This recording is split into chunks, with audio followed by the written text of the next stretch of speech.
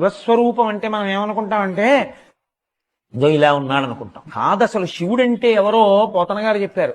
అగ్నిముఖంబు పరాపరాత్మకమాత్మ కాలంబు గతి రత్నగర్భ పదము శ్వసనంబు నీ యూర్పు రసన జలీషుండు దిశలు కర్ణంబులు దివము నాభి సూర్యుండు కన్నులు శుక్లంబు శల్యంబు జఠరంబు జలధులు చెదలు శరము సర్వౌషధులు రోమచయ్యము శల్యంబు లద్రులు మానసమృతకరుండు ఛందములు ధాతువులు ధర్మసమితి హృదయము ఆస్యపంచక ఉపనిషదాహ్వయంబు అయిన నీరూపు సదసత్వమై శివాఖ్యై స్వయం జ్యోతి అయి ఒప్పు ఆజ్యమగుచు అన్నాయి.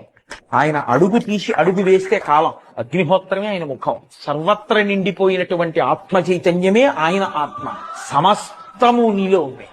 కాబట్టి ఈశ్వర మీరు పుచ్చుకోవాలి హాలాహలం. ఎవరు పుచ్చుకుంటారు, ఎవరు రక్షిస్తారు? ఆయన ఏమన్నాడో తెలుసా అండి? బతిమాలాడు అమ్మవారి దగ్గరికి.